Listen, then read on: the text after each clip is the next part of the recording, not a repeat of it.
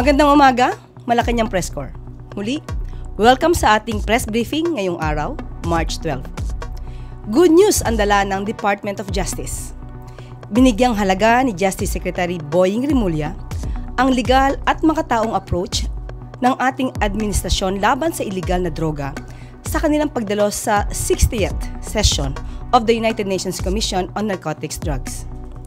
Dito ay binigyan din ng ating administrasyon ang pagpapatibay sa mga prevention measures gaya ng education at rehabilitation programs kontra droga. At nagbunga nga ang magandang resulta na nagtala ng pagbaba ng drug abuse sa bansa mula 1.7 or rather 1.67 million noong 2019 to 1.47 million noong 2023, base sa 2023 National Survey on Drug Abuse in the Philippines. Sa kabilang banda, the Philippines reaffirmed that the arrest of former President complied with the Philippines' commitment to the Interpol. Our commitment received support from various civic and civil society organizations. Let me quote some of those statements.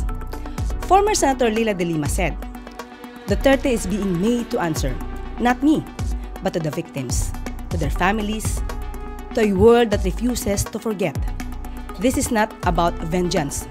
This is about justice finally taking its course."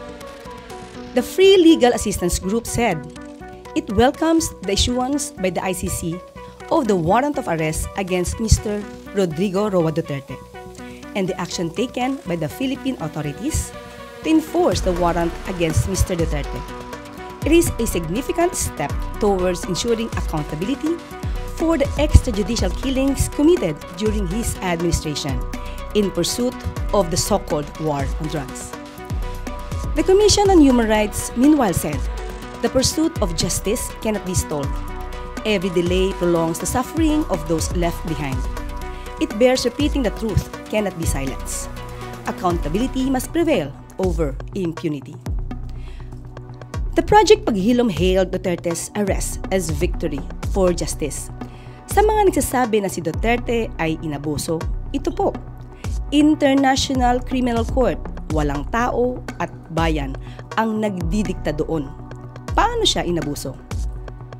Human Rights Watch Deputy Asia Director Byrony Lau also said former President Duterte's arrest and transfer to The Hague is a long overdue victory against impunity that could bring victims and their families a step closer to justice. Adding that, this momentous event sends a message to human rights abuses everywhere that one day they could be held to account. Handa na po tayong sumagot sa inyong mga katanungan. First question, Eden Santos, Net 25.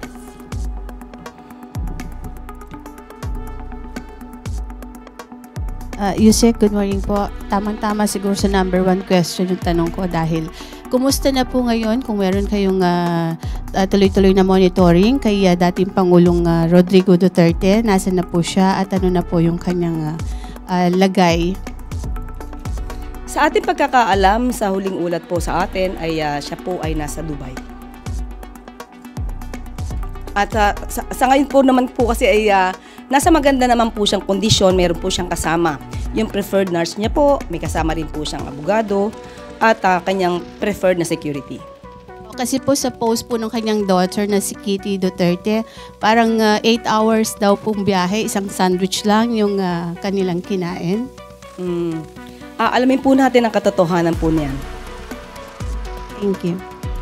Leth Narciso, DZRH. Good morning, Yusek. May gagawin po ba ang pamahalaan para tulungan si former president? Kasi ang dating doon sa kanyang mga taga-suporta is basta natin ibinigay sa ICC. Hindi. What do you mean po na kung tutulungan po ng pamahalaan, may bibigyan na tulong? Paano pong tulong ang dapat asahan kung meron po siyang sariling abogado? But anyway, meron man po tayong batasang RA 9851 kung saan sinasabi po, no?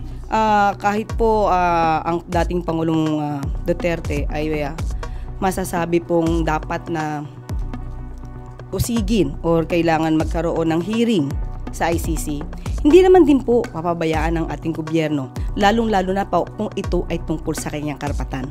sino man, kahit hindi po dating Pangulo, basta po Filipino, makakaasa po yan ng tulong sa ating pamahalaan.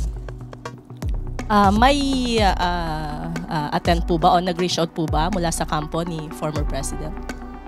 Wala pa po kaming natatanggap na anumang report patungkol dyan. Clay Pardilla, PTV4.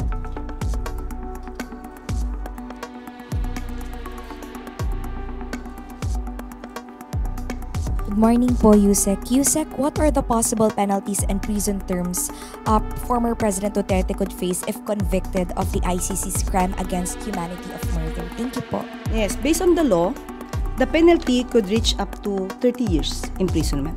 But it depends upon the defenses that can be availed of by the former president. Tuesday New, DZWB. Good morning, Yusek. Kahapon po ay may mga sinasabi pa rin yung kampo ni dating Pangulong Duterte na he was denied of his right, especially yung medical attention. Hindi po ba naibigay sa kanya yung standard operating procedures na i-undergo siya ng medical examination upon his arrest? Hindi po yan totoo. Dahil nung panahon po na siya po ay nasa kustodiya na po, talaga pong ang pagtrato po sa kanya ay hindi po lamang basta-basta. Tinrato pa rin po siya bilang Pilipino at bilang former president. Kompleto po ang kasamahan po doon, may mga doktor po, may mga nurse, nandun din po ang kanyang mga abogado. So wala pong katotohanan na hindi po nabigyan siya ng tamang atensyon, especially patungkol sa medical needs na kailangan po niya. Hindi po ba yung request daw po na dalhin siya sa ospital dahil considering his health condition nga daw po kahapon na umaga hanggang gabi nag-travel, napagod, bumaba na yung blood sugar level, kinailangan daw sanang mai-ospital. Hindi po ba yun kasama doon sa medical attention na dapat ibigay daw sa kanya?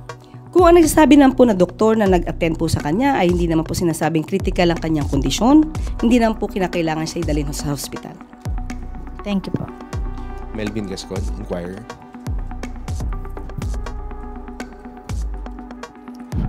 Good morning, ma'am. Morning. Ang tanong ko lang po, now that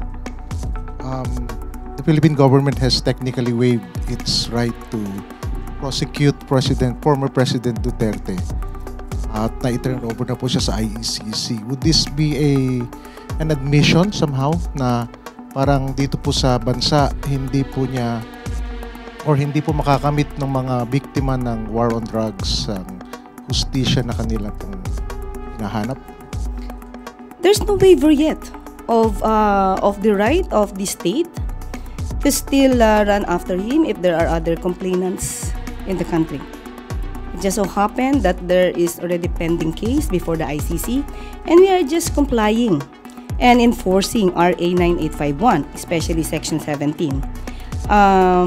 Wherein that stating therein that instead the authorities may surrender or extradite suspected or accused persons in the Philippines to the appropriate international court, if any, or to any other state pursuant to the applicable extradition laws and treaties.